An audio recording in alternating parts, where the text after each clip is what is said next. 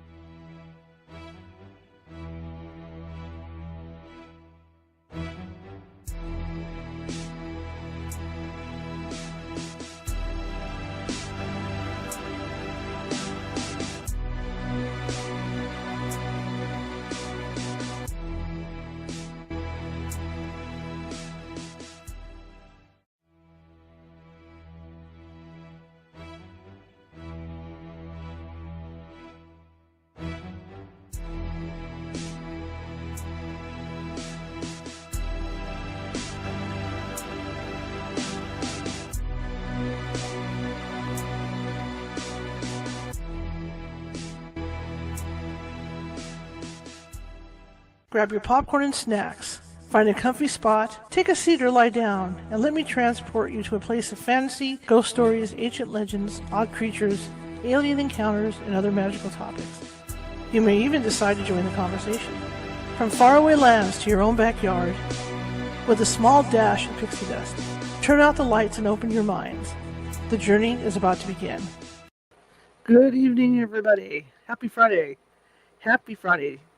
Today is Casual Fridays with me, Nancy Matz. My name is Charlotte. I'm going to be your host for the next hour, maybe more, because with Nancy, we never know. This can go on. But I'm glad to be here, and I hope you're glad to be here, and hope we have a nice, entertaining show for you. We have a serious topic tonight, and it's going to be talking about healing grief, in that death process. But hopefully we won't get too heavy, We don't want people depressed and drinking alcohol while we're doing this.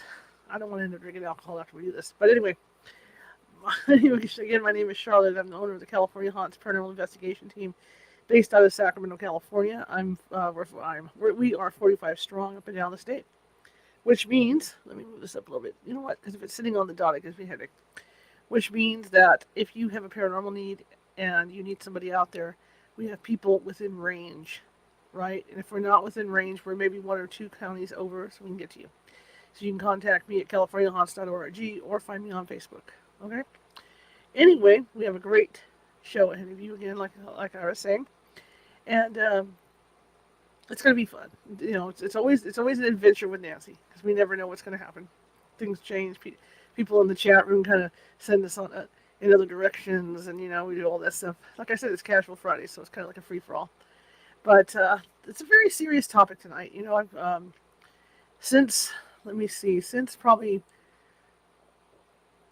October last year, I've seen a lot of death. My mother passed away 2 years ago in May.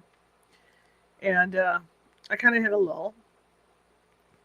And then I went through a period from October all the way into February where it seemed like almost every month somebody was passing away. December, I lost a dog. In July, I lost a dog. December, I lost a dog.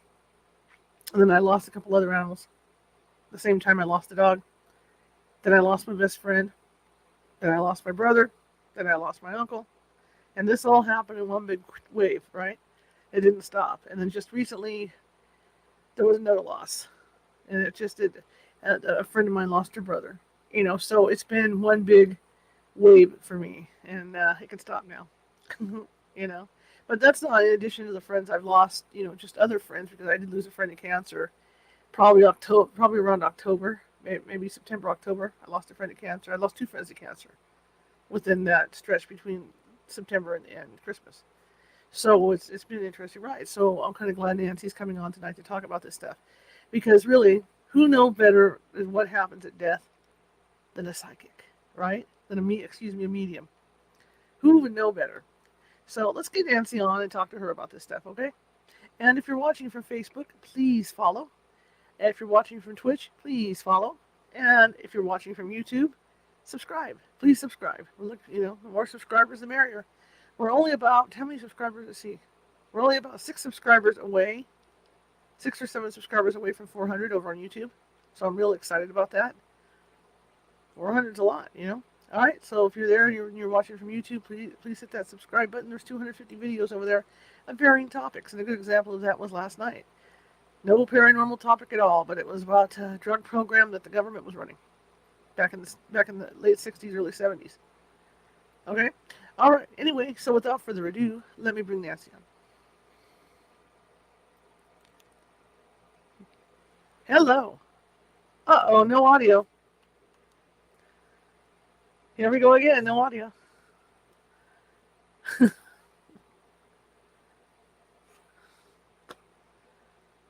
Nope. See, I told you it was unpredictable. You never know what's going to happen. It's still hot in here. It was 95 today. We topped out, but it's really hot. I had a big oak tree, maple tree actually, fall about a year and a half ago, and that tree used to shade everything in my backyard. And this room that I'm in is in the northwest corner of the house, which means that's where the backyard part is. And so the tree's gone. And so it's really hot in here in the evening. So it gets really hot in here in the evenings, just before the sun goes down, because the sun is beating down from the west on this part of the house. So it boils. It's literally boiling right now. And so my poor little air conditioner is pumping away, and every day I turn it on, I thank the Lord that AC is there, because I would be dead in here. I mean, it's bad. But it's summer in Sacramento. We go up to 115, and just like real close to Arizona. Only we're not quite as dry, but we we get up there, so it gets hot. It gets hot. Still can't hear you. Nope. Uh-uh.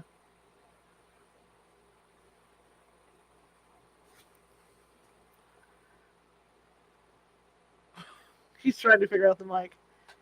But anyway, we're also going to talk about my little adventure. I just kind of talked about it last week, so we're going to be talking about that a little bit too. What happened last week when my friend and I went out late at night to find a set of keys, because I didn't go into a lot of detail about how I was feeling at the time and what happened. So we're going to be talking about that a little bit too, while Nancy gets her sound going. She can hear me, but I can't hear her. We need to learn sign language. That's the answer.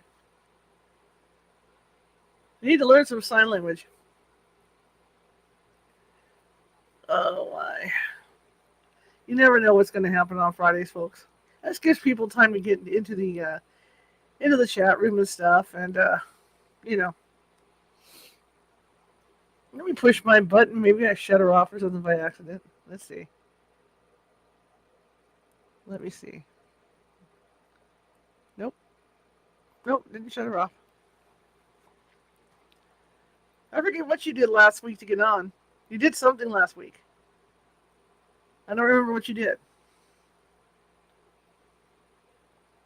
So for people just coming into the chat room, what are your plans for the weekend? Tell me your plans.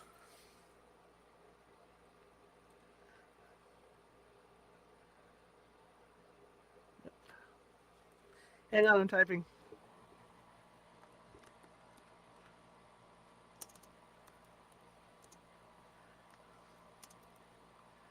Let's see, I'm typing. It's hard to type and type and chew gum at the same time. Hang on.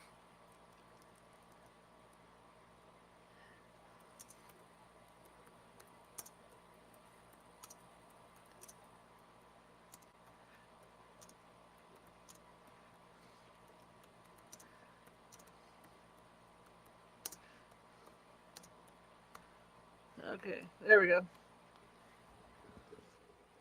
I'm hoping to go see the Elvis movie this weekend. I am a huge Elvis fan, so Baz Luhrmann, I'm a fan of his too. I love Moulin Rouge, and I'm hoping to do that this weekend. I haven't seen it yet.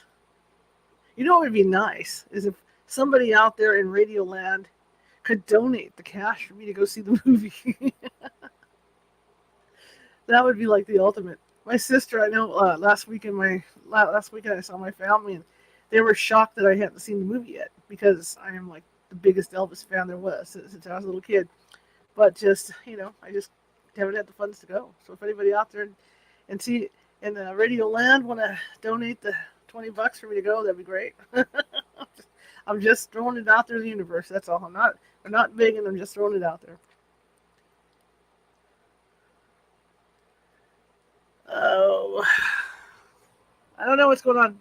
She might have to restart her computer. So let me see. Give me a couple minutes. We're trying to figure this out, guys. Seriously.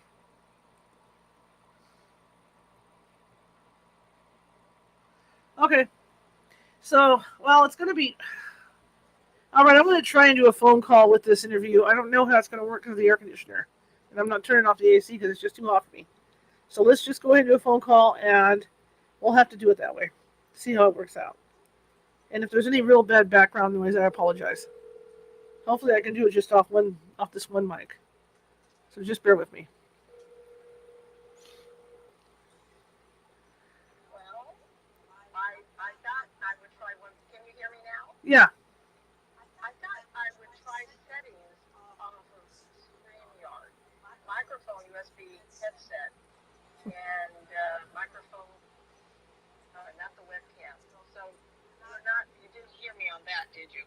No.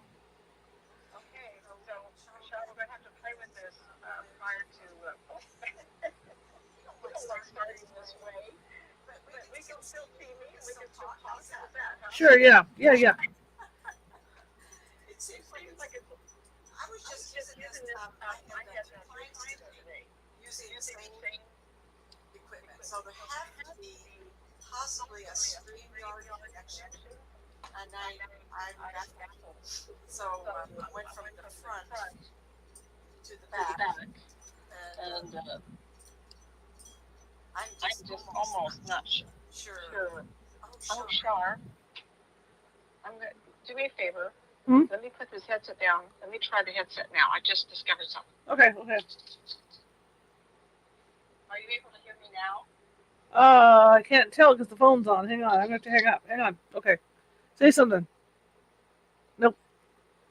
Let me call her back. There we go. Let me get her back. Oh, I took rest. Both of us have been under a lot of stress lately, and I'm taking care of my husband had some surgery, so that was going on. And I had these clients today, and everything was working. I thought, oh, we got a beat, and I wrote 4 pages of notes. I tell you, like, okay, what else could go wrong? Where's the cat?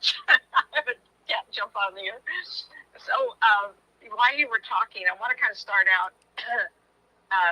I'm going to start out in a place where Char's been with all these deaths. And then we question, I want to back up again because she brought up something that was really important. And I was born with this condition. And I saw my dad when I was 6. And he had died from a car accident. And I had gone to his mother and I said, Grandma, Daddy's talking to me. So she was recording night after night. And somewhere, my sister has a trunk of the treasures. I have a trunk, and of course, in the trunk I got, there's no wheel to wheel. And someday we will get these and have these treasures of conversations go on. And at that time, I put it in a place in contents that is visiting me, but I really didn't know what death was until I was a mother of children. Then I realized what I had missed. I missed my father, and I missed having my life. And that's when I realized what grief really was. It's like a child doesn't really know. We think they know, they don't know. I remember teachers talking about poor little thing, she's lost her dad. And I just didn't know what that meant. He wasn't in my life at the moment. Can't stand this hair. That's why I wear a hat. Well, you were. I was born with a lot of colics in front, and it doesn't seem that I could get it or spray it with hairspray. It goes like this, and it just, maybe I was supposed to be a twin. Who knows? It just. I've had people cut my hair and they can't seem to get it to. Anyway, off topic. So when I had cancer, I looked at reasoning for living and why we're here and what happens after death. And of course, I made divorce. I got into this, and I was baffled, bewildered that I could see these people, and I had been for a while, and I had been seeing situations where people were going to die. Unborns walking next to future mothers, knowing things I shouldn't really know, and I entertained at I was a manager and I skip leveled, so my skip level was going to get married. And I entertained, and I was the secret entertainment. Well, that following week, people looked at me very strange, and I was picking up all these strange vibes, and my gosh. I want to say his name, but I don't think I have permission. The boss's boss, he said to me, I think you're going to change careers. I think you're going to see that this is an important step in your life to recognize what you can do. And, of course, then it was a few years later that I got cancer, and everything in my life changed. And unbeknownst to me, I think he was very, very gifted. And so I went through grieving, having people know what I was. We go through grieving, losing parents. We go through grieving. And so I took that, and then I realized we're talking about grief, but perhaps we should back up again. And I would like to address a few things about how we die and what's happening, because there's going to be a lot of people saying, I can watch videos to forever. People with near-death experiences, children talking about reincarnation, people going through hypnosis and talking about past lives. And then they say to me, well, how did my loved one die? I mean, what did it look like for them? What did they experience? We can watch someone die, and there's a drama, and there's resistance. But if they're medicated, rarely do we choose to go those few seconds and then pass away. Frankly, I would like to go that few seconds. I don't want to suffer, because your body is still part of your consciousness. You're still attached emotionally to your flesh. But 99% of the time, it's either so quick from an accident, it's so quick from, accidents, of course, that's really quick. And I've already talked to Shars, your audience here, about the different ways that I have seen death happen. There's illness in a hospital, long people age, or a young child, or teenager, young adult. There's something, you picked a life if you're going to go to reincarnation, of which maybe the life experience isn't going to be very long. I don't want people calling me who lost a child. I'm only generalization here. No, don't hate me, please. And we don't understand that. I don't want anybody in my family to die either. I had all my family go to Italy for 2 weeks, everybody. And of course, I'm going to worry. I've heard of families being wiped out all at once. And that's I can't even handle that. But if it happened to me, I would have to go and step back and say, okay, I want to celebrate the years I had with them. I want to remember them the last time I saw them. I want to remember the pictures they shed to me. I want to do that versus the death scene, the death action. I'm going to go back to 9/11. So a friend of mine, client from New York, called me up, and he left a message. It was 8 o'clock in the morning, and I got up, and shortly thereafter, I heard the message, and terrifying. Turn on the TV. We're being attacked. Blah blah blah blah. And I was memorized by this death scene, knowing that people were in there. It was so big I couldn't understand it.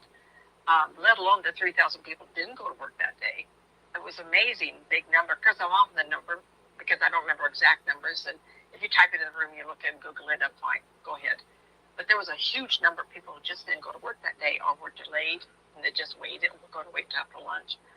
And I was watching it, and something happened to me, and I talked to everybody I knew at the time, and I went, so I was watching this, and just as the building was about to fall, I was watching it, and I was taken over, and I was feeling like I was being pushed, my shoulders pushed into it. And I didn't resist it, but I felt like my breath was, everything was being taken out of me, and I was moving toward the TV. And as it was falling, then I felt the pressure of something pushing on me, pushing me back. And I'm sure I'm not the only person in America that felt that compression of going in and then the pushing out. Years later, I started realizing that of the 3,000 something that unfortunately did perish, can you imagine the spirit peoples lining up, rushing in, taking them and pulling them out? Absolutely. Or the ones that were on the first floor, second, third floor down, that didn't get out, or those right under the blast, whatever. Those spirit people came in early, but the ones on top when it started falling down, those spirit people rushed in. Oh, by the way, you don't have to be here with this. Let me just grab you, pull you out of your body. We're leaving, and that just happened. I have seen that happen a lot. I've described a murder. I've got 15 years of MP3s. How many thousands of readings do I have? And I will pick the best. I'm going to start listening to them from events at fairs where I had a little tiny recorder, and I put on my computer and said, I've kept everything. I had cassettes for years. For the first 15 years, I used cassette. And they're the best. I make copies before I send them out. Mm-hmm. So what I reference to today is the ones I talk about that are fresh in my memory. But one day, as time, my life, I sold my house, I'm moving, my husband had a surgery, life was going to slow down. I'm going to start writing my books. I'm going to get these up on air so you can hear these stories, amazing stories of people's lives. I have a question. So anyway, So what I realized after all these years after that, that there are choices that we make, and we choose a body, we have to have a life. So one of them was a murder. And this older woman was drugged, and they didn't tell me the circumstances, but I had the movie prepared in my mind. The movie was playing out of her being dragged to the shed, and it was beating her. And this woman came up and says, "You don't have to be here for that." And she reached out in the middle of her chest, and she just went, pulled her right out. So I get to describe the woman, and the family sitting there went, "Oh my God, you described her deceased sister." So her deceased sister came and took her out of her body. To me, that's just amazing. How lucky. Oops, we got a lot of sun coming in here. A minute, I'll move it over here. Sun is setting and it's coming right in the window, so it looks like I'm being blasted. So the question I have, when you talk about 911, the question I have is, some of those people jumped out the windows from those from the real high things. Now, do you think that as they were falling, or right after they jumped, that a relative may have pulled them out of their body so they didn't have to feel that pain when they hit or had to watch? I want to remind you, we talked about this once before. I was in a really bad accident when I was 18. And it was my first car, Rambler. And I was on Hillsdale Boulevard off of Madison Avenue. So those people who live in the Sacramento area, I know where that is. So it was a rainy day. And coming this way was a larger car. Rambler's short and squatty. Mm-hmm. And he was racing, driving a little too fast. I don't know if he's racing, but he was clearly on the wet pavement. And the front left of his car hit the cement divider. And it flipped in the air. I'm doing this, flip in the air. And it went up in the air. And it started to come down on us. And it was absolutely amazing that time almost stopped for me. Like our brains slow down everything. So the intent to jump, that was that person's choice. Right. It had to go through it. The person would not have had a spirit taken before that. I think that time slowed down to such a degree that before they're on the ground, they look over and they go, "Grandma, oh my gosh," time has virtually stopped for that person. And they go, "You're out of here, honey." I'm being blinded. I'm going to reach over here and close this curtain. Just a minute, everybody.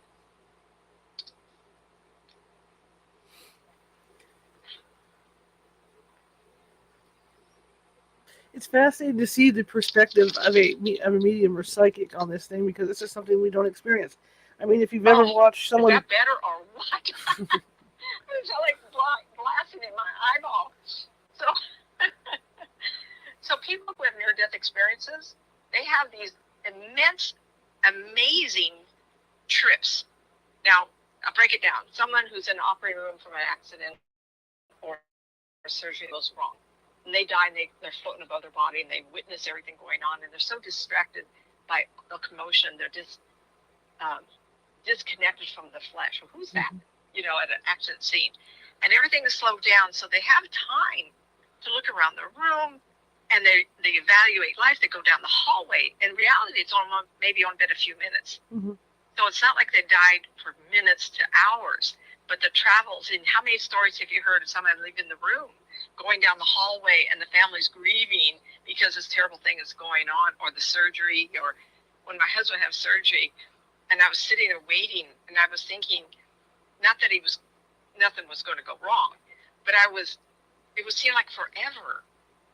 And it was only a couple hours, and it seemed like I've been sitting there all day. Even for the ones who's waiting, time is so slow. So that's what happens with something like that. Spirit can move very quickly. Two favorite my movies of all time was What Dreams May Come. When Robin Williams is killed in a car accident, it's instantaneous. He's out of his body. And the first person who greets him is a flash of a person. And I forgot the gentleman's name, Cubic Jr. something. And wherever they think of wanting to do, they flash somewhere else, flash, instantaneously. Yet everybody else, time went very slow, because when what's happening now? Well, it's your funeral. Clearly a week or two or three has gone by. So time is so relative to where you are in the instant. I the other movie I want to make reference to, because I found over time, I'll watch everything that has a metaphysical spirit, ghost story. I try to have it. One of them recently was If I Stay. And it's about a young girl. Look that up, everybody. If I Stay. It's very recent. It's about a young girl, and they've been in a car accident, and she does pass away. But in the movie, you don't know that, at first at least. And she has all this activity, and everybody sees her, and everybody reacts with her. Yet she's only a spirit. She's manifests herself, because as soon as you leave the body, you're still quite thick. And Shar and I have talked about people visiting her, and they manifest in her house amazing things and actions. And her friend that passed away, Monica, she was moving things and laughing. I was hearing her laugh, playing a joke on Shar. And I thought, is that nice? Well, Shar said, well, that's who she was. She was going to do any kind of joke she could. And this does happen, but I'm getting off track. Let me get back to that. I want to go back to the movie Ghost, What Dreams May Come, and I only want to point out how fast you can leave the body. Because he was not aware. He saw that he was in a tunnel. He saw the car coming to him. Next instant, there was no death, no suffering, nothing. He didn't linger. He was just gone. And hold on to that. And then go back to the movie Ghost. Oh, I have all these notes. I'm bypassing because Shar brought up something else. I have a lot I'm going to have to put it in a book. But I want to go to the movie Ghost because it does, look at how much I'm scrolling through. So in the movie Ghost, Patrick Swayze is shot. He doesn't feel it. He doesn't experience total death yet. He's out of his body. He's looking around for the fellow that shot him. It's so instantaneous for him. And he's wondering what's going on because he sees or has a perception of light coming down. And the orbs of spirit people are there wanting to him come. And he wouldn't because he was distressed. He couldn't figure out what was going on. So he turned around and he sees his body on the ground, and Demi Moore is holding him, cradling, and trying to stop the bleeding. And clearly his eyes are open, but there's a disconnect. Whether he's totally dead or not, he is out of his body. It was very distressing for him because it was done in a way that was very violent. And I think when people suddenly die like that, they get distressed and they don't always want to go on. They don't want to see anybody. They block it. Because 99% of the time, I have never seen anybody that hadn't had somebody, even the fellow that was hit by a car and thrown out of his body, when he realized after he was in the air, 50 feet in the air, looking down at the car accident, he went, he died so fast. And yet you'll see YouTube blips of people stepping out of the dead body and standing there watching them, trying to resuscitate them. And then they'll float up. It's just amazing. But for this family, this man had been hit by a car truck head on, and he was thrown his body. And once he realized, oops, I can't go back there, he turned around. There was a man, darker skin, dark hair, waiting. Are you okay? You've had that experience. How about coming with me now? And so he turned around. He did leave. He didn't go to the wreck. He didn't do anything, but he did this. So in the movie goes, Patrick Swayze is shot and dying. He does not realize he's out of body until he sees his love interest, Demi Moore, hold him and try and stop the bleeding. He's taken to the hospital. His body's taken to the emergency room hospital, and where he meets a recently deceased older man who tries to explain to Patrick that he's dead. And of course, Patrick is just not going to have any of that. Let's see, I'm going too far here.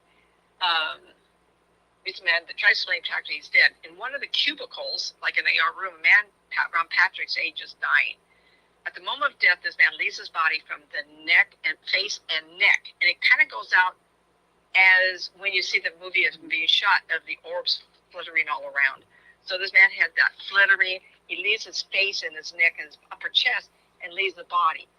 I see that more often that way. Now, the man got hit by a car, he was thrown out altogether. And the clips we've talked about, they lift out of the body. Yet you hear NDE peoples or people who've come back from the brink where they say, I left the top of my head. I witnessed a psychic doing a reading, and she came out of her body from her back, over her head, and into the body of the man to read him. I feel like I go straight on like this.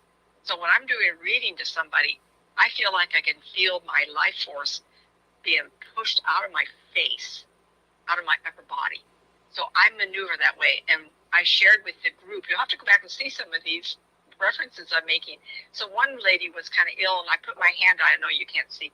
I put my hand out, and the life force stayed with me, touching her from my palm of my hand. And she was suffering from indigestion really bad. And I'm an artist, and I have studied anatomy. And I always tell my students, study anatomy. You have to know the body.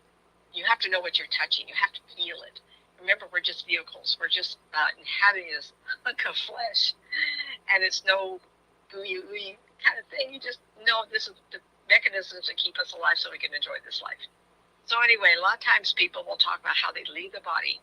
And one gentleman, I was talking to the family, we talked about the death scene, and they want to know who was lifting his arm and pointing, yet above his body, his spirit was completely out of his body, but the mechanism of attachment was still strong. So the spirit man was pointing to his wife and daughter, I think, and pointing up to the ceiling. I know you can't see him pointing up at the ceiling, but his body was also the flesh part, because he had not disconnected completely. He was just floating above it, waiting for the moment when he could leave. And these people will stand around and think, well, what's wrong with you, guy? Come on, let's go. And we sometimes will hold on to our bodies so tightly that we should have passed. But we don't want to hear those people calling our name. We don't want those people to encourage us. So just recently I had someone say, okay, so the death scene was and is or supposed to be. And I said, well, the wife's husband is actually trying to get her attention. And here's a word I don't use very often. What is happening to my light, everybody? And what happened was he was trying to give her a piece of licorice. Licorice? I haven't said the word licorice in 10, 15, 20 years. Who eats licorice now? Well, I used to eat what they call the cherry ones. Twisters or something. And I come to find out that this woman's child, we were talking, she said, that was mom's favorite candy. I think it was one I was talking to. And I thought, well, I was either going to be really right or really wrong. I can't help it. I'm going to see what I'm seeing. I'm going to hear what I'm going to hear. So sometimes it takes that, like the spirit inside the body that won't move. Oh, wait a minute. Someone's trying to give me some licorice? Oh, is my husband staying there? Oh, excuse me. I'll come right here. I'm going to come right now. Sometimes it's that minor of a suggestion, and we do leave our body without pain and suffering. So what you talk about on TV, someone getting hurt, they're going to dramatize it. It's so much easier. Am I afraid to die? I tell you, I've seen so many spirit people. I never forget my mom, the last time I talked to her, she says, on to my next big adventure. And I go, oh, I love that. I love that. And because I know we survive, I think my greatest, I might be speaking to is the flesh is tantalizing. It's exciting. We could hug and kiss. Mm-hmm. We could talk to those people important to us. That's what we miss. And people say to me, is this my last time? Can I not have to come back? And I go, wait till you miss hot coffee first thing in the morning. Listen, this is getting bizarre. I'm starting to look like a ghoul. Stay with me, everybody. I'll pack up until it doesn't look so strange. So what happens is that we get attached to our flesh. And I'm going to admit right now I love coffee. And I do put baking soda in the coffee pot, a quarter of a teaspoon. Gets acid out. So if you have acidosis and drink coffee, put a little baking soda in it. So that does help. But I enjoy the smell of coffee. Regular coffee. I don't do all the flavors. But you get some good creamer in there. It's hot. It's really like that's the end all of everything, right? It's just coffee in the morning and whenever. In fact, I forgot mine now. So let's keep me talking. I haven't talked until I can't talk anymore. Okay, at the moment death is man sees his body from the face and the shoulders. At the end of the movie, the bad guy, his name is Carl Brunner, the actor, gets caught in glass of the window as it falls, and he's killed. Instantaneously, he's out of his body. I see that all the time, instantaneously. So death is not felt that way. Yes, you're going to see on TV, but in real life, they may have seconds, but that seconds, doesn't have to be eternity. He is on his body and not realizing he is dead, starts to talk to Patrick Swayze and says, "Oh, I can see you." Patrick says, "I am so sorry." And the bad guy, Tony, looks around and seeing his dead body, I'm going to just scroll down so I don't forget something, becomes distressed. Now, I want to add something. In that movie, Patrick Swayze, I'm sure they talk to people like me because I'm seeing this in real life. I'm seeing this, excuse me, real life. No, this is not magic. This is what I do. So you know that I can do past life regression. I can step into you. I can see what you see because I'm doing this over and over and over. I can see someone's deathbed 10 years earlier. I can do, this is what I do. There's no magic to it. So anyway, I want to keep going. The bad guy, Tony, looks around, seeing his body is distressed. I have never, ever seen Patrick Swayze steps back and this ghoulish goes on. And these shadow figures, not with the top hat, but these scary looking shadows come out of the ground, even though they're on the second floor, come out of the ground and they take him and they go into the darkest shadow and they're sucked in, and this man has gone presumably to hell, which I have also never seen. And so, like, if you want to reference back to What Dreams May Come, Robin Williams is in search of his wife because she has now committed suicide from the overload of grief of the death of the children, now the death of the husband. She can't live anymore. And so I've never seen hell represented as in What Dreams May Come. But at the end of the movie, she has created her own hell, which is Dante's Inferno. It's 7 levels of hell. And at the bottom of them all is her in a frozen moment. And that to me is what hell is, because we're so overcome with emotions, fears, wants, and desires that we can no longer move. So she created that. That's the interpretation of hell. I've never seen fires. Not at all. So we don't want to think about that. But a lot of people won't pass over because they are afraid of something like that. Are you hearing me different, Shar? No. I was answering a question in the chat room. Oh, okay. Because you and I will have to play with this and make sure that you can hear me next time, and I'll get this lighting fixed, I swear. We do have a question in the chat room, and hopefully I'm right. Janelle asks, I only have dreams of my mother who passed. Let's see. I only have dreams of my mother who passed in them when I'm going through hard times. Is that my mind telling me that I need her and I dream of her, or does she know I need her and appear? I'm having a little trouble hearing you, dear. Say it again. Okay, she has dreams of her mother when she's going through a lot of stress, and she wants to know if that's her way of telling her mother that she needs her, or it's her mother coming to help her, to comfort her. Give me the lady's name who typed the message. Janelle. Janelle is grieving, and the mother's trying to tell her she's not to grieve anymore and to go on. Okay. It feels like she wants to finish the grieving process or time to go on. Like the mother was quick with her words, like, okay, get over it. It's time to get over it. Okay. So I talked about 9/11 watching that morning and how that was. Real quick. Is this also a way, because if Janelle's going through stress, is this a way for the mother to comfort her too? That's what I thought it was. She's being comforted, but she's trying to tell her it's time to get over it. I was half right. Yeah. You can only grieve so long before the spirit person. I'll go to that. There was a few more things. Okay. Go ahead. But that's a good place to go. Thanks, one of the Jill. earlier shows I was talking about when I worked in Sierra Vista. I worked in Tucson, Arizona for a whole year. It was very, very fun. And I don't regret it at all. It was really fun. And I had this little place, and it was next to the military bases. Mm-hmm. And this young woman came in, and she was in fatigues. And next to her came in a young man. I've already told this, so you can go back, and I've put a lot more time to it. And he come in, and he had his uniform on, but there was big gashes all over him. It was blood red. And it was clear that he had been blown up. And I was like, So the man said to me, have her remember what it was like at breakfast. So in discussion, it had been a convoy. They had breakfast. They went into their Jeeps, and he was blown up with his Jeep. Wow. And they were really good friends, and she was the Jeep before or after. And of course, these kids, any of you I talk to, please call me. It'd be wonderful to hear from you again. And unfortunately, she can't get out of her mind what he looked like as she was picking up all his body parts. And I can't even imagine how awful that must have been. Can you imagine? I guess I'm going to have to turn the light on. Hold on, kids. This is becoming a comedy of errors, everybody. So anyhow, that didn't help. At least I'm not looking like a spook myself.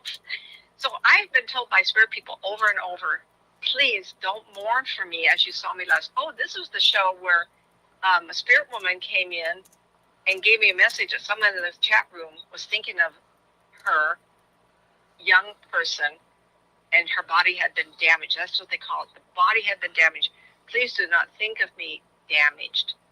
And I felt that that was such an important statement, that we grieve for people, not because we can't talk to them anymore, but we think of them as their death. And we think of them as damaged. We don't think of them as beautiful. And a lot of times you'll talk to the spirit people. Mediums will talk to spirit people, and they'll describe them in the best years of their life. That's how they want to be remembered. And a lot of people show up in different clothing. They'll shift from what they look like, and they'll get young before my eyes so that I know that's what they want. They want you to remember them when they were beautiful at 29. It's like, oh, he's so handsome. He looks like he's only 30 years old, and he's dressed in this and this. Oh, that was when he was so handsome. And the older woman will look at me and go, oh, that was a good year. I go, yes, go for it. Think of him that way. That way you're not grieving, but you're thinking of him in the absolute best way. And that makes you happy, makes him happy. And they'll come around more. If you're in the throes of very deep grieving, spirit person doesn't know what to do. If they come and embrace you like a dreams mess, what dreams may come, where Robin Williams goes to the cemetery where he's buried, where his wife is grieving over his plot. She feels his presence and grieves twice as much because now she feels his essence. And in some ways, that is very damaging to them also. So you got to think of them in the best way, the best light, the most beautiful way possible. That gives the spirit person permission to be around you, to keep you company. And someone says, I can't feel my spirit person. I don't think they like me. They didn't come around. Well, you can't feel them because you look like a firecracker to me. Your spirit's going poof like this. Who can come close to you? Your firecracker essence is just shooting off your body. That's why you're so exhausted. If I said to you, if you could relax and just calm, which is hard. I didn't say this is easy stuff. Very hard. I have lost people in my life too. And I found myself grieving the loss of the future with them. In essence, I should have said, I'm not grieving. I'm grieving them, but I have the memories. They were in my life because they had to leave. I couldn't stop it. That time for them was only this much, and I have to go on. But I'm going to remember that person. I just remember someone from high school. We knew each other freshman at high school. And it's not like someone you talk to all the time, but our birthdays were only 15 days apart, 30 days apart. And she's somebody, and she had died a year earlier. And I hadn't got around to talking to her, and I grieved that I was so neglectful. Well, I didn't know the whole year she was suffering. Maybe I shouldn't have known. Maybe I wasn't supposed to know. Because I think of her before that. And she was an adventurous woman. She owned a plane. They traveled all around. I'd rather think of her that way than possibly connecting to her, because if I do for a living, she might want to talk to me. It wasn't meant to be. Her spirit might have blocked me from thinking of her to come around, to talk to her. So I have to look in reverse and say it was meant to be that way. Does that make sense? Well, everybody goes through that stage, like I did with my mom, with the shoulda, woulda, coulda. Well, even with my dogs, because when animals go, it's just as bad as losing a human. And you go through that shoulda, woulda, coulda. Should I have got the dog to the vet sooner? Would I have known this was going to happen? Blah blah blah blah. Just like with my mother, is there other things I could have done for her to make it easier, to make her better, make her life easier? So we all go through that, and Yeah. that's part of the grieving process. You go through this. The first thing I felt was shock. Not shock so much, but okay, it's happened. She's passed.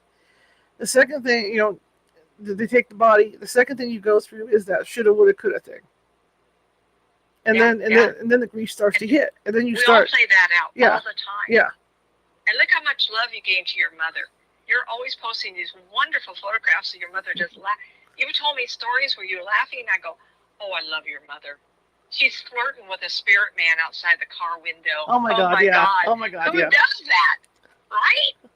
I mean, give yourself a good laugh. I mean, that woman was a treasure. Absolutely. Yeah. And my mother was adventurous too. She really wanted to live.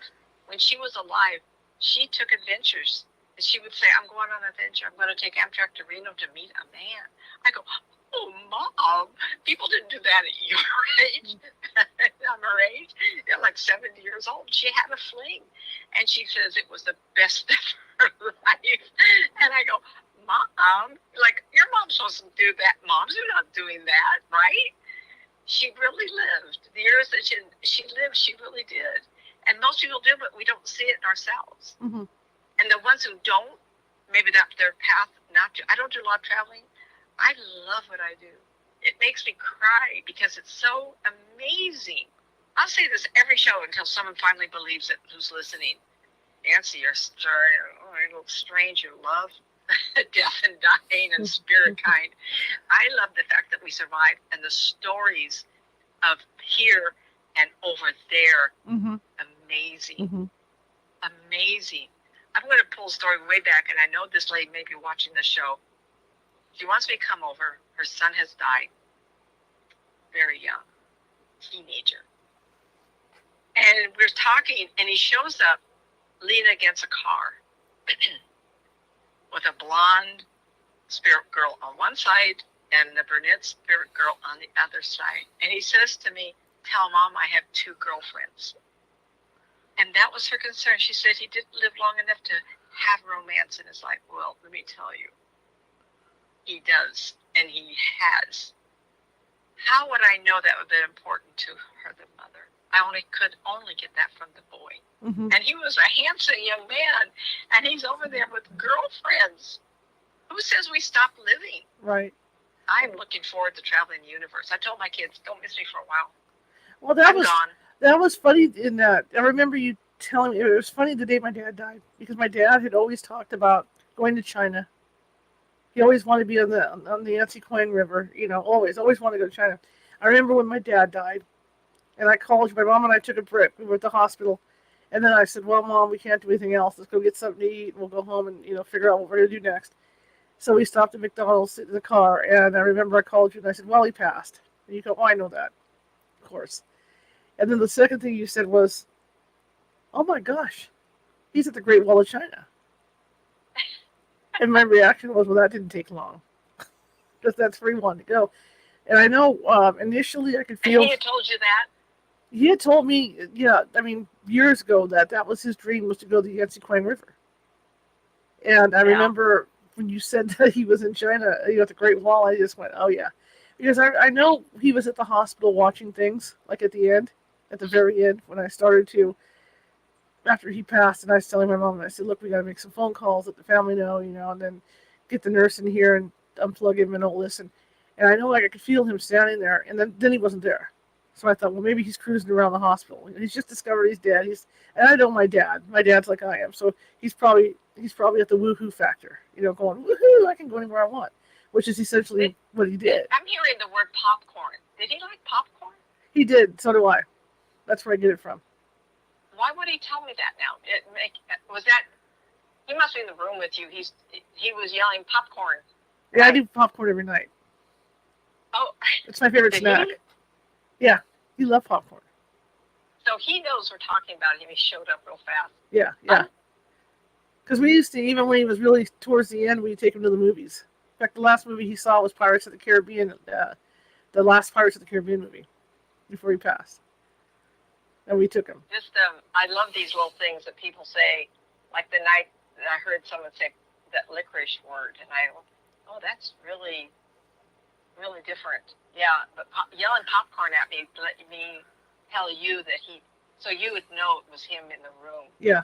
Um, I love that. I love it. Now, for somebody that's recently lost somebody, it's hard.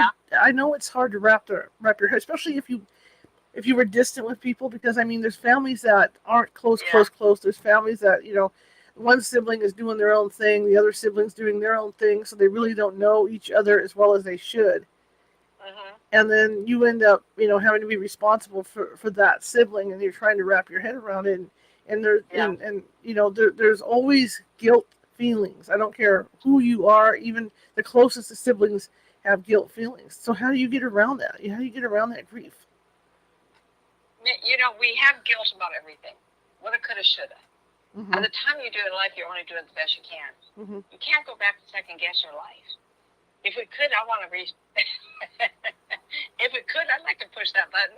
Wouldn't you, anybody? So we have to surrender. We have to forgive. Mm-hmm. I was just talking about this morning about someone who was in turmoil, and I was saying to this lady that when we have anger, resentment, fear, whatever, mm-hmm. if we don't release it, forgive them, and forgive ourselves, it festers like a peach that's gone bad. It just all of a sudden go poof, and you're carrying all this resentment, all this problems inside your body. Mm-hmm. It'll make you sick.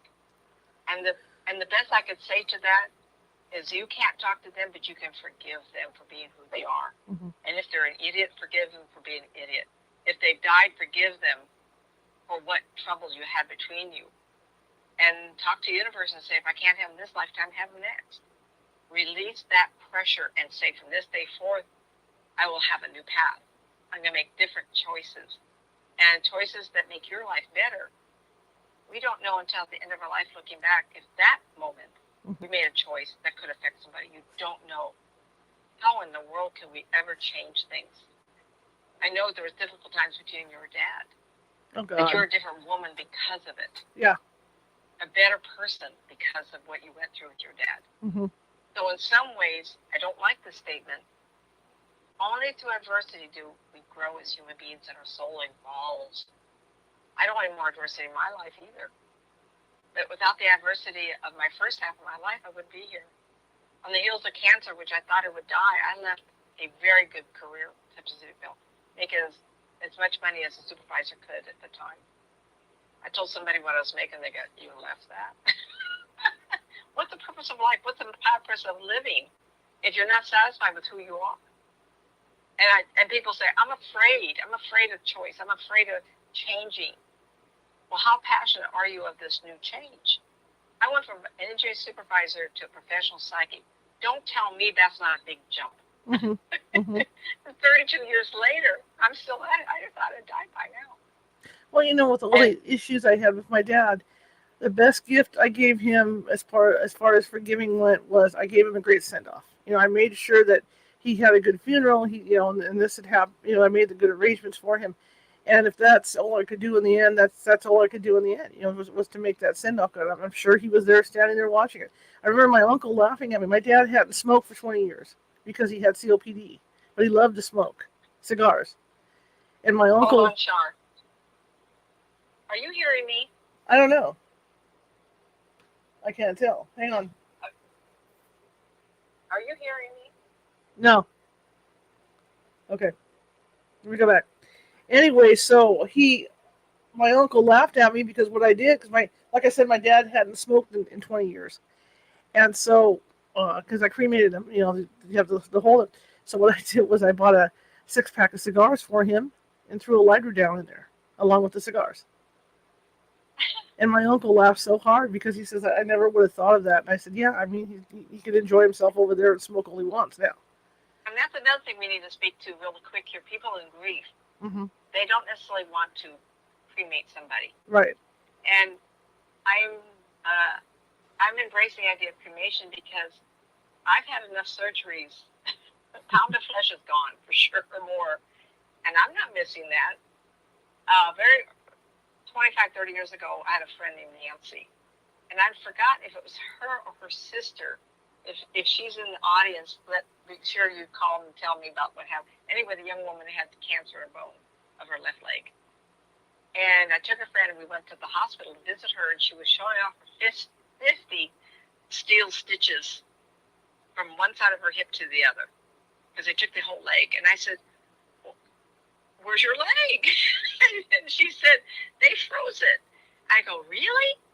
And she was just happy that she's going to live. They got all the cancer. And I says, do you miss your leg? And she had to think about it. She says, I have no association with my leg. We're talking toes all the way up to the knee, all the way up to your thigh bone, all the way up to your hip bone. All of it's gone. All of it's gone. And she had no feeling for that missing leg. None. And I says, so you can have it frozen? They said they put it in the freezer, and then when she died, she could be buried with it. And she ended up tossing it after we left. But then a couple of days, she had it, whatever they do, parts. Mm-hmm. And what that taught me is that she had to have her leg removed to save her life. She couldn't associate with that piece of her body. 1/5 of her body was gone. Think about that. So once you're out of your flesh, how are you going to really feel about that hunk of meat, that pound of flesh? Mm-hmm. So to me, it feels liberating to not think about family standing over the grave knowing my bones are down there. Mm-hmm. It's liberating to know I don't have to be associated with flesh. Liberating. Don't think of the grave. Don't think of the flame. Think of being liberated. Different way of thinking about it. Don't put your family through the burial and the family coming and grieving over the flesh in the ground. The bones. After ghost hunting, knowing knowing the psychics that I've known over the years, death doesn't. When somebody dies, it's sad because you have that loss. That person's no longer there. But on the other hand, I know that there's something else after. They're still there, but they're not there. They're not there in the form that they were there physically. Yeah. Sometimes it's hard to go there. Yeah. Yeah. We want to have them here. We'll create them, and then the poor spirit will, I'm not there. Don't do that. Yeah. Don't create. They want you happy. They want you not to miss out. How many movies have you seen? And clearly they got some good advisors. And it's easy to reference a movie versus a book. Mm-hmm. I've read a bazillion books on all this. Mm-hmm. But how many books have you read that I've read? But a lot of you have seen the same movies. Mm-hmm. So it's easy to make reference to them. And it's easy to not make light of it, Mm-hmm. but allow it to be said out loud. Spirit people don't want you to grieve. And so the statement I was going to make is, how many people have you heard? And then they come back and they talk to me. They didn't want me to stop living. They wanted me to go on. Mm-hmm. I lost my spouse, but my wife said to me before she died, please don't stop living. Find another love. That's what this is all about. The other thing, too, is that animosity. If you had animosity with somebody in their lives and they pass away, when they pass away, that animosity is gone because all they're feeling is the happiness of being with the rest of their family members. They don't feel that. They don't feel the animosity, and that's one thing it's hard to let go of. I mean, with my father, like Nancy says, he and I had issues, and it took me a good 4 years to really get past those to where, like he popped in, right? To allow him even to pop in, because I was just like, no, dude, stay away. And it took me a while to get over that animosity. But on the other side, once you go, you don't feel that. All you feel like Patrick Swayze says in the movie, all you feel is the love. Right. And that's that was a beautiful statement right at the end when he kisses her. Yeah. He says, all I feel is the love. We don't lose that love. Yeah. And if you want them to greet you, all you have to do is ask. Yeah. At one time, I knew my mom would greet me. Mm-hmm. But as time goes on, I'm getting older. I'm not that old. I'm 74. But it's like maybe you never know when your time's up. Maybe I'm supposed to hurry and talk and tell this story. I really do feel that my dog will show up. And I used to love running. I was diagnosed with cancer November 22nd, right before Thanksgiving, 87. My first marathon was going to be December 7th, the International Sacramento Marathon, from Folsom all the way downtown. It was brand new. It was still a small event. And my mind, I just couldn't go there. I was only 39. You know, was serious. I wasn't going to get off lightly. And I lost that. And I think if I was able to do anything, someone said, we're going to buy you shoes and you're not going to feel pain of running. I did horses, I ran, and I loved the running. I gave up the horse. But when I become a spirit person, that dog, that big old 100-pound lab is going to be with me. And I think of her. I still, all these years later, I have fond thoughts of this big black dog and Caesar, the dog, her name was Bonnie, and the dog next door was Caesar. And she'd see me in running shorts and shoes, a combination. I had 2 or 3 pairs of running shorts. You know, you hardly wear anything when you're running. I'd have these striped shorts, and she would see me and go, poof. She would show up with Caesar a couple minutes later. Some of the happiest memories of my life before 40 was the years I was running, and of Caesar and Bonnie chasing around me. I do 13 miles. They did 26. It was wonderful.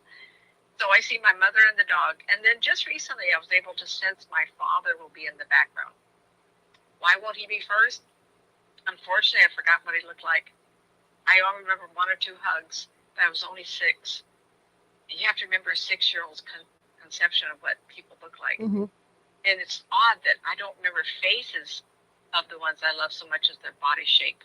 I remember my mother. I remember what my dad, who was very thin, he picked me up one day and I hugged him. And that was one of the last times I said, please don't go, we'll never see you again. And the next thing I know is my mother's fist was coming down. Don't you do, and he was killed by a drunk driver. So, why do I get to see that? How can I do this in the first place, everybody? I see past lives, I'm seeing future lives. I see 4 now. And I'm not even asking for it. I just get a flash of something's future. Mm-hmm. I go, oh, why am I getting to see that now? Or maybe secretly I would like to be a math professor. Or secretly I like to be on a rocket ship. So, you know, I'm an engineering kind of a person. I'm kind of like odd, right? So I never was able to become a teacher. I studied to be one. Just never happened. I had babies instead. So that's life. And that year I was having my kids.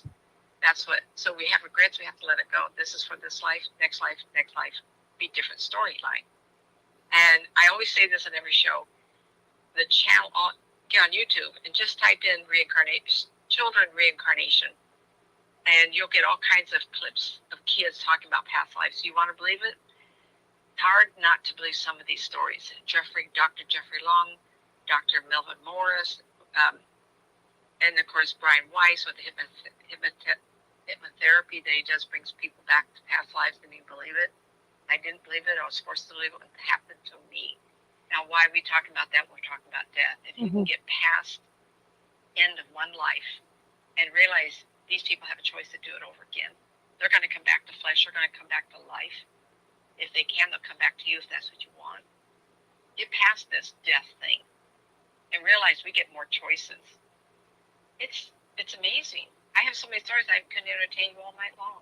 Well, Until tomorrow. I can admit, even now, I mean, my brother's been gone since December. Yeah. Monica's been gone since February. And he used to text me late at night. Used to drive me nuts because he'd always be the questions for flying. And I was like, look, dude, I'm busy. I'm working. Monica and I would talk every day. We text every day. And I still find myself looking for those text messages.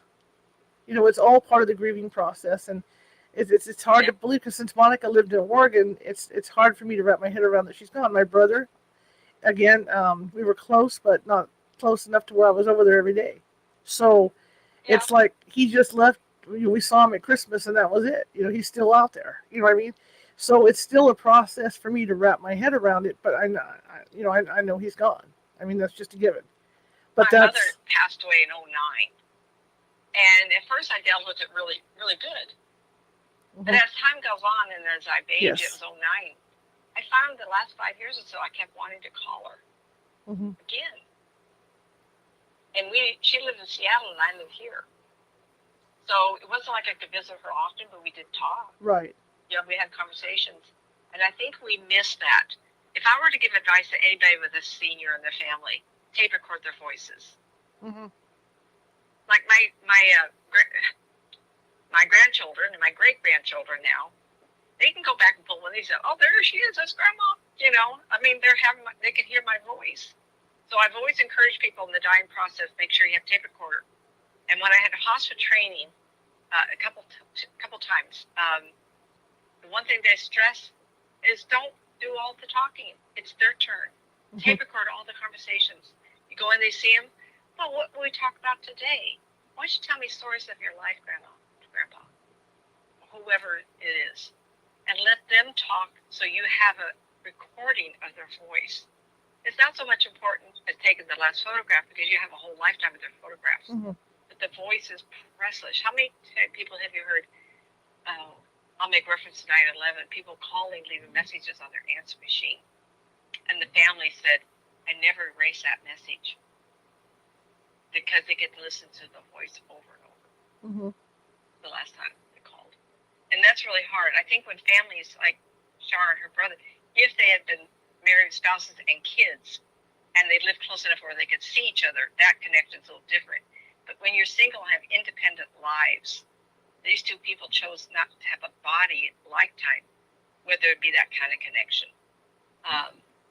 So that sometimes weave a family together when there's a lot of siblings and a lot of grandchildren for the Shar's folks. And Mm-hmm. that's really hard. I wrote 4 pages of notes, and I know I left half of them out. I'm going to look at. Okay. So then I want to go back down to in dealing with grief. Mm-hmm. Create a house, an area in the house where you could mourn. I tell people, if you mourn in every room, as I do a reading for somebody, I move my life force from me to you.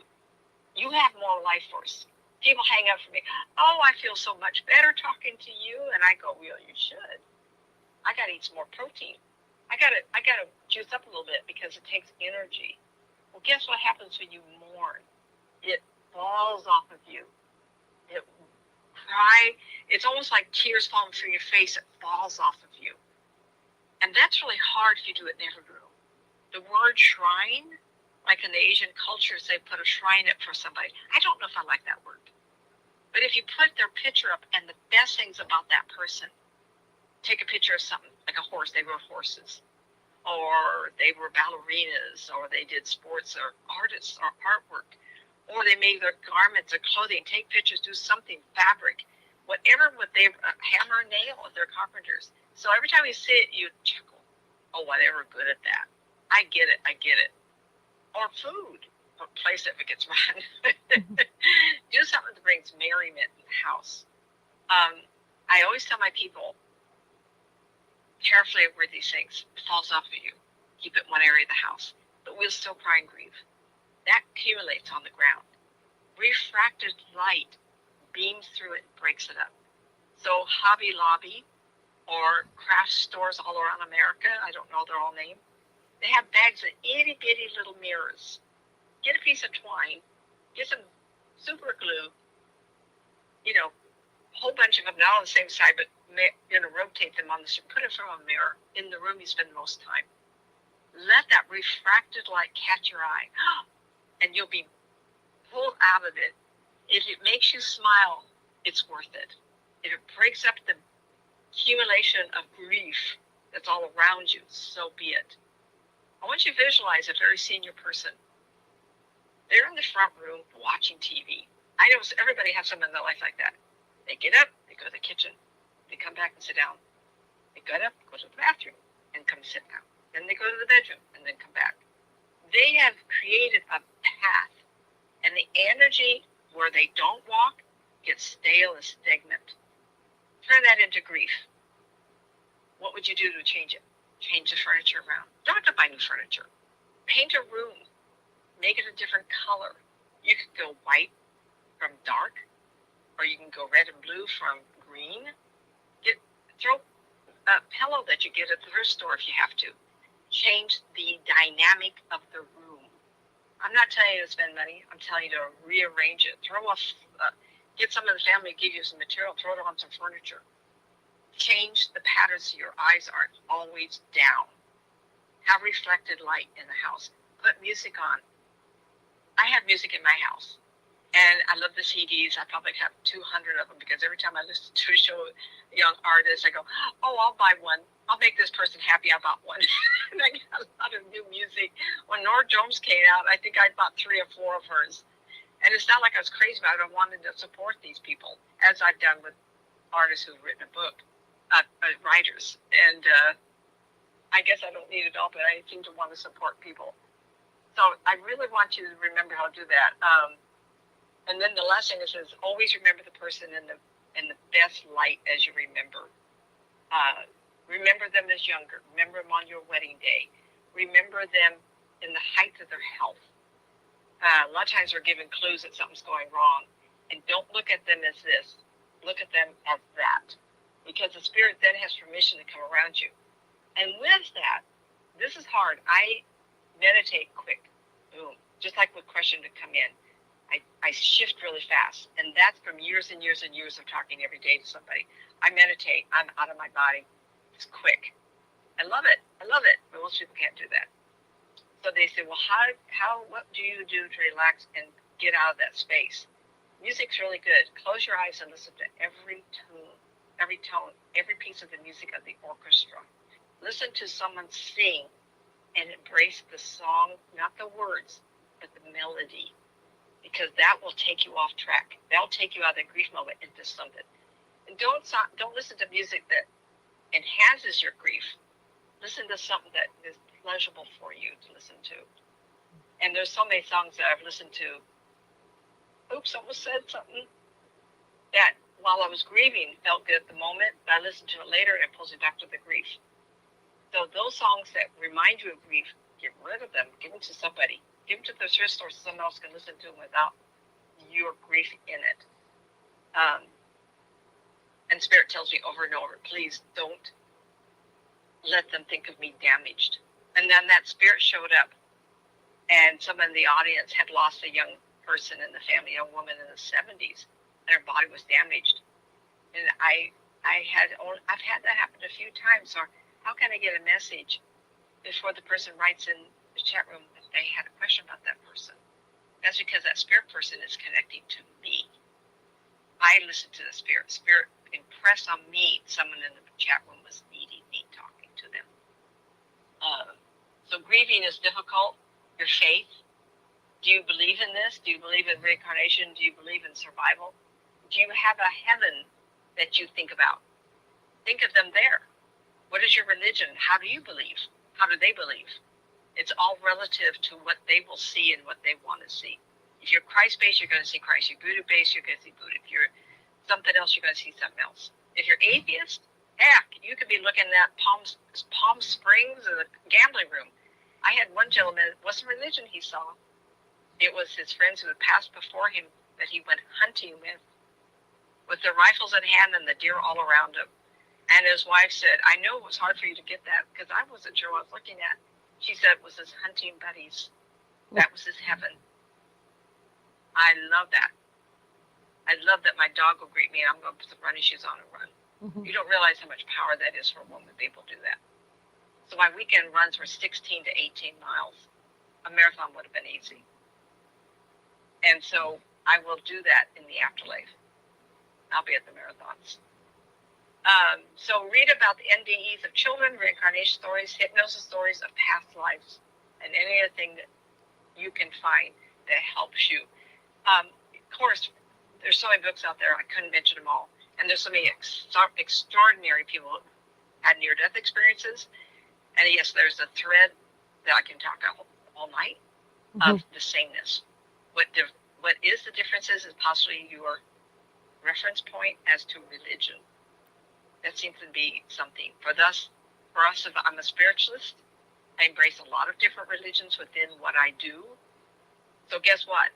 My mom, my dog, my dad will greet me with a pair of running shoes. Hallelujah. How fun will that be? So, Char, was there any other questions? No, that's about it. More than an hour. I was trying to do it quick tonight. We're talking about things that take an hour for each topic. Oh, yeah. Because I could talk an hour on grieving. And there's I give you the highlights. And there's no limit on how long you grieve. You know, like for me, I was like I was like Nancy.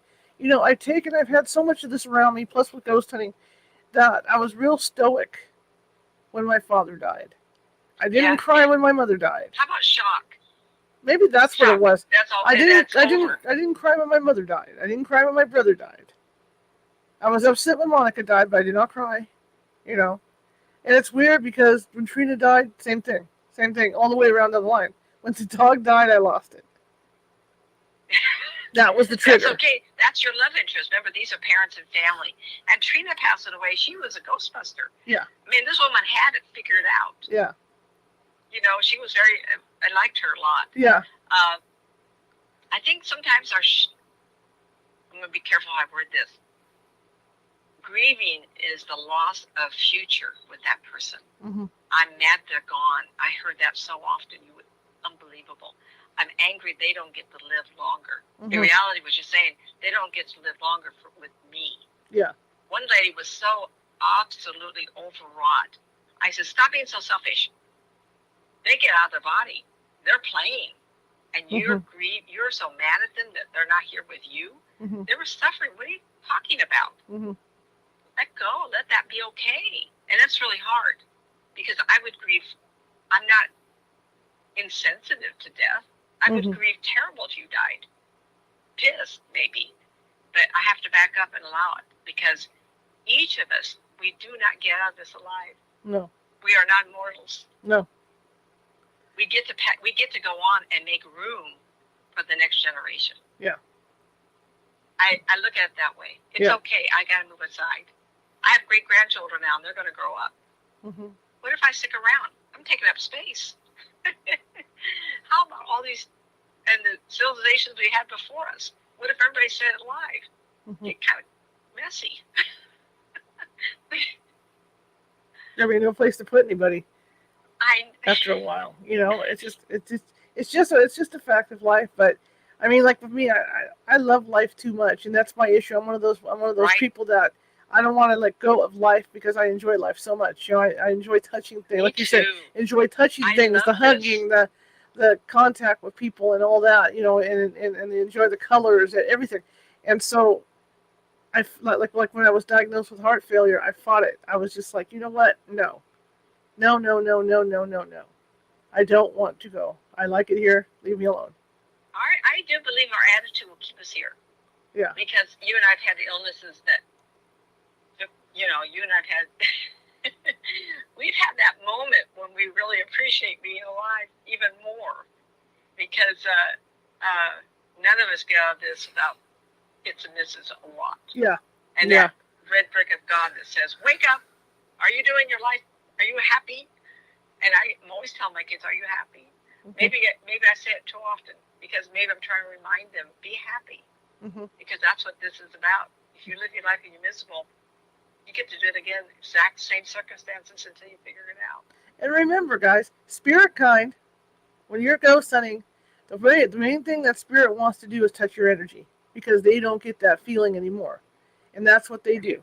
You know, so when we're out like ghost hunting, you know, spirit can suck you dry too. So what we do is we'll put out a fingertip. That's another show, possession, and talking about that. That's got to come up. Yeah, we'll put out our fingertip and say, hey, you can touch my fingertip, but that's all. That's as far as you're going to get. But they don't feel that. They don't feel that warmth anymore. They don't feel that energy. However, they feel love, but they feel love in a different way. It's a totally different kind of love they have. But they don't feel that energy from human to human. So, I mean, that's something, you know, to think about, too. You know, I don't know where I'm going with this, but I'm just saying is that's one of the things. But, I mean... That's why they tell me they're coming back. Yeah. Like when I had my husband, I feel bulk, I feel heat, I feel the hug. Right. And they miss that. Yes. They miss the thickness of the body. Yeah. They can create it. That show I did a group and there were 15 people. One lady, I was telling who was in their life around standing next to them. And one day I went, holy moly, you have a whole room full of people there.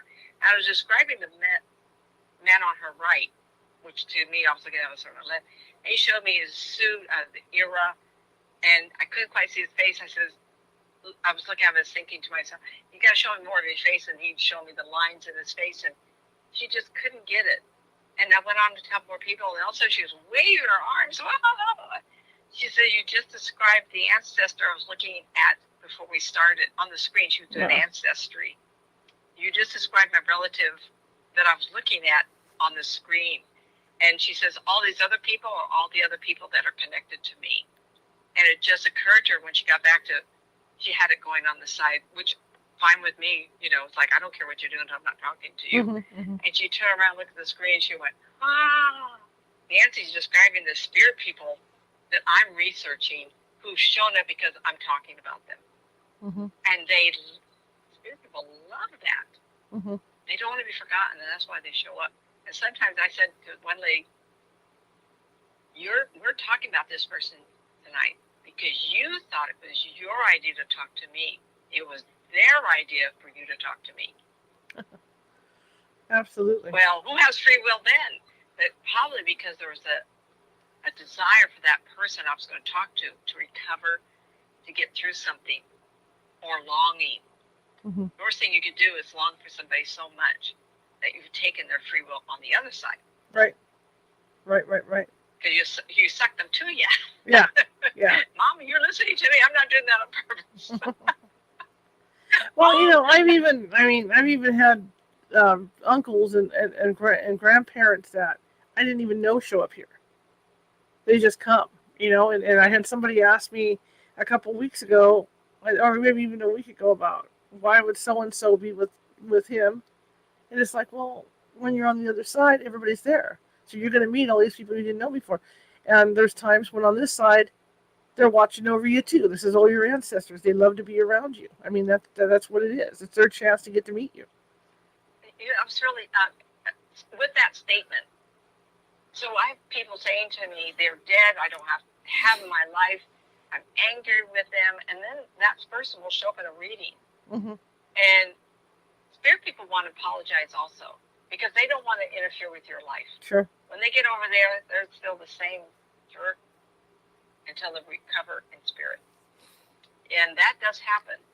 And the person say, I know I was a bad father, because I've had time to think about it, how I hurt your life. And spirit people tell me there's only one commandment for the whole universe. Like we have 10 commandments, right? Every one of them is based on do unto others as you want them to do unto you. And if you force yourself on somebody, that's taking their limited free will away. When I read 10, 20, 35 years in advance, I've already told you, this young couple came to me and I saw one of them retire, live in the house she's going to inherit from her grandfather. I described it up North Fork of the American River, Virginia, rather. North Fork, Virginia. And that's where they're going to retire. And that was 35 years based on their age. So I thought to myself, wow, we don't have a lot of free will if I can see that far in the future. We have to have some. I can't believe it, but why live if we don't have free will? Because the actuality of it is the anxiety you're going through making that choice is what you're supposed to experience, even though the end result is something I can already see. Ooh, think about that, everybody. Hurt your brain thinking about that word, how I worded that. I think the biggest reality for me was, and this is corny as hell, but the next morning after my mother died, and I remember I got up really early and the sun was rising. And I went outside and I was looking at the leaves, and the lights coming through the leaves, and I thought, you know what? She just died, but the sun's coming up again. You're getting real emotional here. No, the world keeps turning, and then it occurred to me that she's always going to be here and here, always in my head, always in my good memories that I had with her. I think more of the good times. Photographs. yeah. I think more of the good times than I do the bad times, which is good. But that's how. Absolutely. And I know it's hard for people that have just lost people, but that's how you have to rationalize it all. Is up here. You remember the good times. I said earlier, you're supposed to think of the better of them. Yep. Not the illness or how they become emancipated. They get skinny and groups don't work anymore. Yeah. And that's just something that hit me because the sun's going to rise no matter what. Every day, right? It's just like when I go to Hawaii or someplace like that where there's a lot of mysticism, and you look at or even Mount Shasta, because we had a house up there with a nice view of Mount Shasta, and it puts me in awe because I think of that mountain and how many millions of years it's been there, and imagine what the mountain has witnessed. If the mountain So could, no one knows I have Right. a house on Black Mountain, right, and I right. get to see Mount Shasta. But when I go into town, go into Montague, I come down, and she lived in a house with the family in an open area that had a full view of Mount Shasta. Yeah, And I tell you, it's the most beautiful terrain in the whole world. It's just like breathtaking. And sometimes you're humbled at Yes. the beauty of it all. yeah. And the thing that occurs to me is that millions of years that mountain's been there. Imagine if it could, if that mountain could talk, what it has witnessed. Clearly, I have some people who've been there when they saw UFOs. Mm-hmm. And Ollie, if you see this, I'm talking about you, honey, and Dennis and a few other people. Mm-hmm. Right? Yeah. It's amazing the stories that I've heard about this area. Yeah, it's and that's amazing. what we're supposed to remember is those things. Mm-hmm. And now that I'm moving, that isn't the visual I get. I'm in suburbia USA now. Mm-hmm. But what I have is the memories. Those memories are wonderful, even if it's a sliver. You hold on to those things, you try and make better choices for your life so that you create a happy life. Yes. And that doesn't mean you leave your spouses and run away to Timbuktu or to bed or somewhere. What it means is the quality of your life is based on your choices from day to day, hour to hour. And how you treat people is the ultimate gift. Don't take the free will away. If someone's abusing you, straighten them out, honey, or leave. Yeah. Because your world is important to you. For Shar, it was so much turmoil all the time.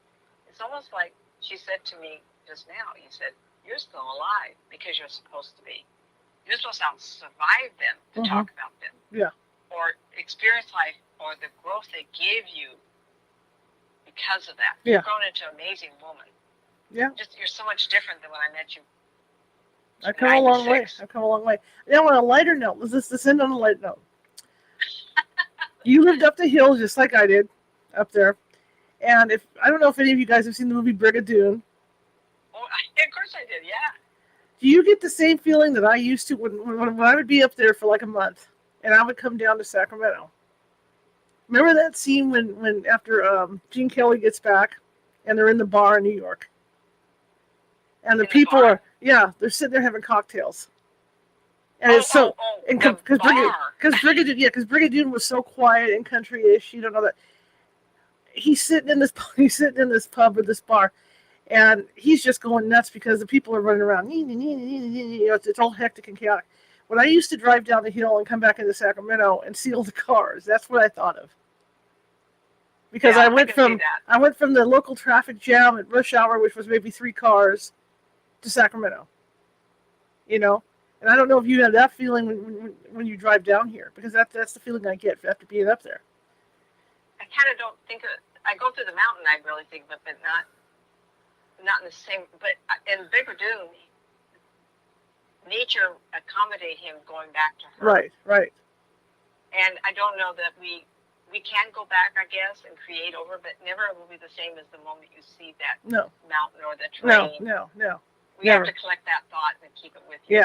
Yeah. But that's what I used to feel. I used to feel like I used to think of that movie Brigadoon when he would come back and it was all quiet. He missed it and it was so chaotic in New York. And every time I'd hit Sacramento and then I'd see all the traffic and I'd think, ugh, yucky, So that actually happened because Wairika has one name.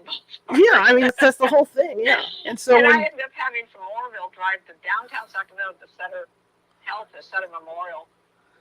I can't do that anymore. Yeah.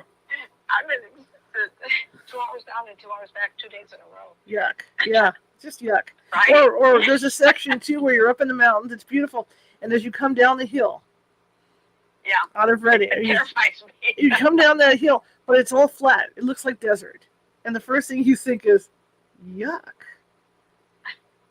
Death Valley. Yeah. When you come out when you come out of that hill. So I still remember doing that, and I still remember the feelings I had coming out of the hills. I loved it up there. I mean, I had a blast. Life is different. Yeah. Up there, it's life is different every day, and every day you have to go to bed thinking, what did I do? Did I make today count? Yeah. And I do that all the time. Did I make today count? I do too. Did I do what I want to do? To me, there's not enough hours in the day. That's how I am. Like I'm not in bed till 3, 4 in the morning sometimes because there's always something else to do. You know, there's Yeah. always something I think of that I want to do that I didn't get done during the day. And then I think, oh God, if I get up tomorrow morning, I'm not going to be able to fit it in tomorrow, so I have to do it today. You know, but I mean, that's just how I am. But as You I just have your clocks turned around. Well, we all do that. I'll own a personality compulsive behavior kind of a thing. I get writing, and 12 hours can pass. Mhm. I get so into the storyline and just. So I get it, and you're like that. You get into your electronics. You get into your. Yeah. I won't tell them everything you do, but I know what you're doing, and you're just busy. And you get so excited. I have a client that I just met, and we've talked about 3 months, and she's going to become an author. She's in Texas. And when I stepped into her time, I went backwards, I came forward, and I could feel the passion of her being a writer. Mm-hmm. And she does romantic era of the 1700s. And I got into a night when she'd be writing the passion of a love story in Scotland. And I don't have to read the book. I just went, I told her, I said, that passion is pouring out. You're living moment to moment in your story. And she started almost crying. She said, you're right, I do. And I said, that's your passion. Create that. You have to do that. Because when she's on her deathbed, she'll look back and say, I did write. I wrote those books. Yeah. I gave someone else the pleasure of reading. Yep. And it's going to make me cry in a minute here. And Jen, if you want to give me a call if you see this, it's you, honey. Okay. So we call it tonight. Yeah. Thought we leave on a happier note. But yeah, so you guys, Monday now we're going to be talking about quantum jumps and how you can improve your life via quantum jumps. And that's going to be with Cynthia Larson on Monday. Sunday, of course, I'll be here to read to you guys. Lizzie Borden. It took me a second. Who the hell am I reading about? Lizzie Borden. And so with that. Yeah. And I want to make. Where are we up now to with Lizzie? They haven't arrested her. Trial? They haven't arrested her yet. Oh, I thought she had been arrested. No. Okay. In the beginning of the book, she was arrested, but now we had gone through the fact that she killed her mom and dad. Well, you know, through her head, and now the police are in and out of the house investigating. So at some point they're going to haul her in. Yeah, at some point they're going to haul her in, and that's what I do feel like she did kill them. Yeah. I mean, I don't know how to put my mind to it. You know, we have to connect it. Right. But I don't think people gave her credit for being as smart as she really was. Right. Well, if you listen to the stories, which sometimes you do, sometimes you don't. You know what? I'm going to binge listen. Yeah. I go back and listen to 2-3 of your shows at one sitting. I recommend it to everybody. It's kind of fun. I put it on this TV, and I put it really loud so I can work around doing what I'm doing. So there's ways around this. Well, when we left Lizzie last, she was sitting there sweating to death because they don't have air conditioning back then. But the thing was, the dress that she had supposedly worn to do the murders, she still has on when she's being interviewed by the cops. But she took a petticoat. I think. Did she take it off? Huh? Because she's still got 2 dresses on right now. When they're interviewing her. I'm trying to think of the actress. Well, yeah, but the story was told on TV where I think she just took her dress off and she killed him. Yeah. But the theory with this book is that she left it on. I don't know where this all came from, but she left it on. And in order to walk around the house, she put on a dress that was like 2 sizes too big, so she could hide the other dress underneath. So here it's like 105, in the house, and she's got these 2 dresses on. I see what you're talking about. And they keep thinking she's ill, but she's sweating like like a crazy woman because she's got these two dresses on. And she's waiting for the police to leave so she can get rid of the dress, But so I mean, the creepy part, and I think everybody agrees with this that listens. The creepy part is when the author goes into Lizzie's head, and so you're seeing the murders and how she built up to them, and you're seeing the murders through her eyes. Oh yeah. Woo, So anyway, so Sunday we're going to continue with that, and remember, once we get done with the trial, we're going to be talking about the haunted, because that's part of this book too. We're going to be talking about the haunted bed and breakfast that's now open, plus the house she moved into was haunted. So we're going to be talking about that too in that book. So, yeah, it's entertaining. Do they ever talk about her house that she moved into later? Was it ever declared to be haunted by her there? Yes.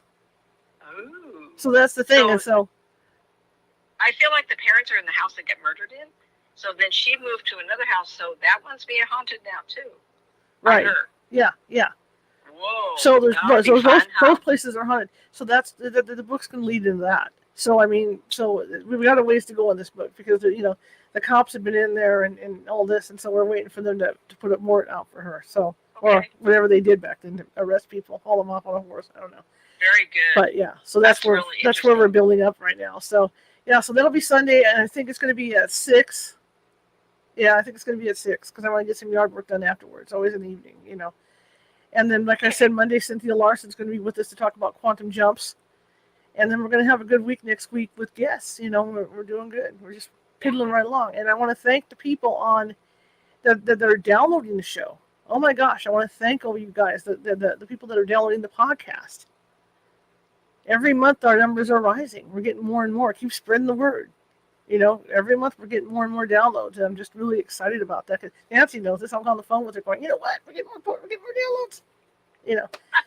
And I want to thank everybody for that. Everybody on Facebook that's listening on Facebook.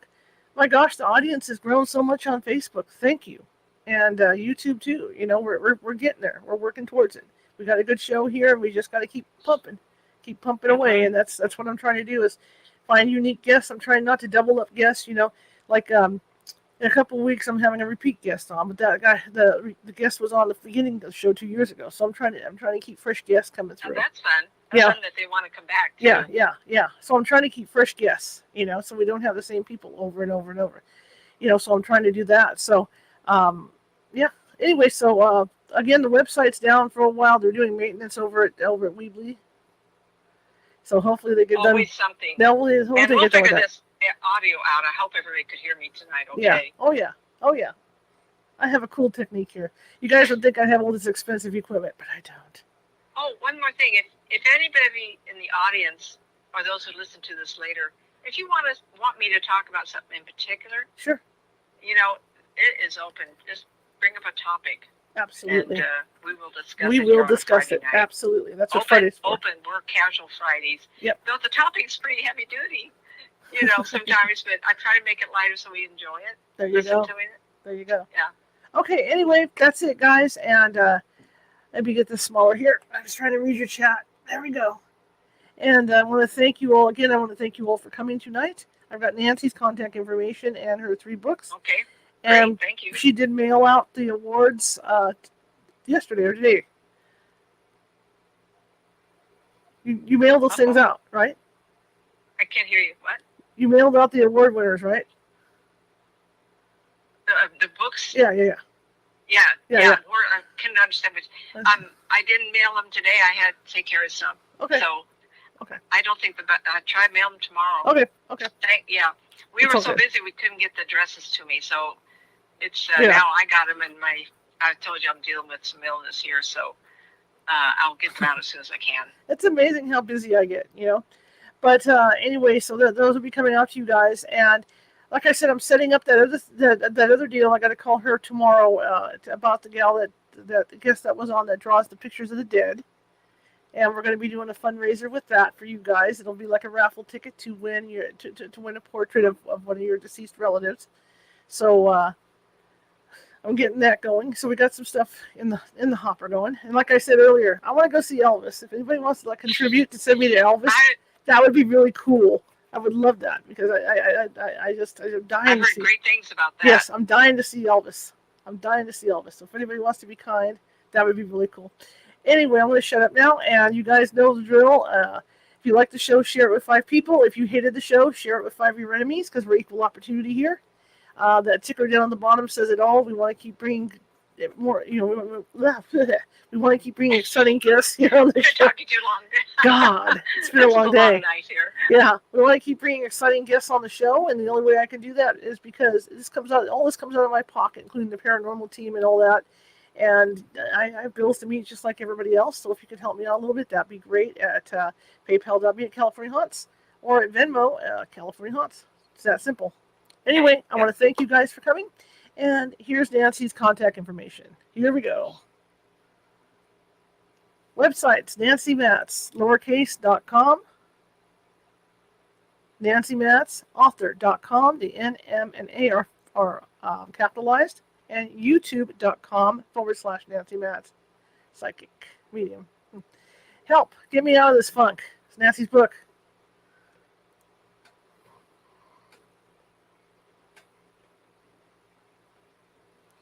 Two worlds, developing your psychic skills.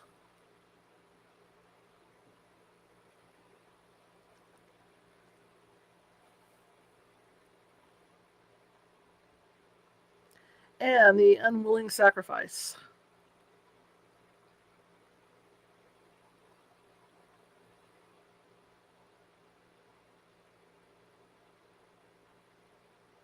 And books at Amazon.com.